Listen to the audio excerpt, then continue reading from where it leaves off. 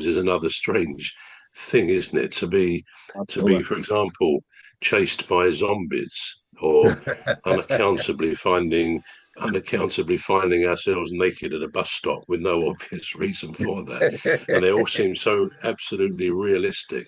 So this whole business, and you may say, well, that's where the rapid eye movement comes from, if we're a bit shocked to see what we may be seeing in the dream. But they're the stages of Absolutely. sleep, the four stages. Some say it's five because they split the deep sleep into two. But those cycles go on about 4 to 5 times every night. So you get back to the very light sleeping. Very often, apparently, when people say that, oh, I slept right through the night, very often, apparently, they haven't. They think they have, but they have actually woken up in that very light stage of sleep at the beginning of the four stages, the four phases, and they have actually not remembered that that's actually what has happened. So yes, the four stages, 4 or 5 times, those cycles go through the night. And another thing that happens in our sleep, I don't know whether you've experienced it, either of you, but that sudden sense, you dropped off to sleep, or almost, and you suddenly fall. There's a sense of dropping, you fall. And Dead weight. it's quite uncomfortable, really. You say, God, what happened there? Why did I? You sort of jerk very suddenly. And again, researchers think that goes back to early times when humans, sounds ridiculous, but had to sleep in trees to avoid predators and things like that. And to make sure the brain, as you said, the brain is incredible, was keeping them safe from falling off of the branches. And that jerking is called, I think it's hypnic myoclonic jerking, where we have that sudden sense of dropping. And I think an interesting fact with that, when you think about it, whether it's a legacy from those times, but we never, I think it's fair to say, we almost never fall out of bed. Now, we may say, well, that's fair enough. I mean, unless someone To is be fair. drunk or on something else that may you just don't know what you're doing. But generally, our bodies, our brain keeps us safe from falling off the edge of the bed. And you may say, well, we get to know the bed. But if you think about it, you can go and stay in a hotel, you can stay at family's house, friend's house. We don't fall out of beds, even if it's a much narrower bed than we're used to, or a much bigger bed, or whatever. So there's something in the way that evolution perhaps keeps us safe in terms of falling, And because maybe we're unconscious, we're paralyzed. So again, it all helps to keep us safe while we are unconscious. Sorry, what were you going to say? no, sorry, it was just a moot point on what you were saying there. I was literally just about to say maybe that is the evolutionary process as to why you go through that stage of paralysis is to keep, like you said, when you're Yeah. up in trees, hiding from predators. Because if you notice, infants they tend to fall out of bed, but adults tend not to. And obviously, we've had more time to adapt to our sleeping patterns, our routines, to the paralysis Yeah. of going to sleep. I think something else that's quite interesting that is probably worth maybe another episode on is mostly when you wake up from a dream, especially if you've had a dream interrupted, you struggle to remember it. Um, Following back to something that I mentioned earlier when you mentioned brainwaves, and so obviously Nikola Tesla was not in any way a neuroscientist. In fact, he weren't a scientist at all by any means. Most people would argue that he was only an engineer. I think he's probably one of the greatest scientists to ever walk the face of the earth. That's my opinion. But he says if you want to understand the universe, think energy, frequency, and vibrations.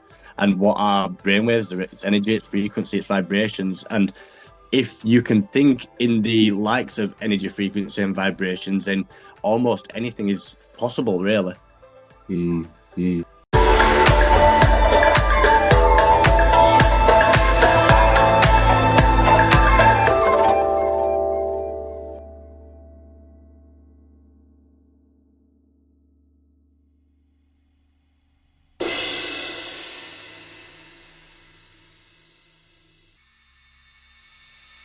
Walk the face of the earth. That's my opinion. But he says if you want to understand the universe, think energy, frequency, and vibrations. And what are brainwaves? It's energy, it's frequency, it's vibrations. And if you can think in the likes of energy, frequency, and vibrations, then almost anything is possible, really. Mm, mm. Yeah, no, that's very true. Yeah. Yeah, it's a fascinating subject, if only in the sense that there's never been an explanation why we need it. We do need it. We die if we're deprived of sleep, but we don't ever really need it. There was another researcher whose name I can't really remember. It was a German name, I think, some time ago, and he observed that unless we find that sleep has an absolutely vital function, then it would otherwise be the biggest mistake that the evolutionary process has made, that it requires us to sleep. And unless it really is vital, which clearly it is, but we don't know why, then it would be an evolution mistake, which would be hard to imagine, really. We know that all animals need to sleep. Again, it's quite interesting that horses and elephants, for some reason, only need between 2 and 3 hours sleep a night, whereas most mammals, including us, and animals need much more than that. I mean, I think it's reckoned that humans need 7 to 8 hours sleep a night, and not just laying there because you can't sleep. You're laying there comfortable and warm and not doing anything, but that's not the same effect as having sleep. If you did that all the time instead of sleeping, you would eventually die because you're not actually having this recuperative thing that we call sleep. So yes, animals need it. Even apparently they've done observations on things like fruit flies. Even fruit flies, tiny little things which don't live for very long anyway, they have periods of absolute quiescence, absolute rest and silence. And any animal they've ever researched has the same thing. So yeah, it's quite interesting why we have to do something, and probably it's one of the few things in the human condition that scientists, doctors, researchers haven't yet cracked. They haven't found out why we need to sleep. Now, for my part, what do I think about? I've thought about this a lot, really. Just why do we do this? Why do we need sleep? And I think, and I, like all of us, I bring in sort of personal feelings about it. I think first and foremost, it's an escape route, because I think sometimes, people talk about life after death, life after this, or life after life, really is what we should say. Is it there? Do we carry on? And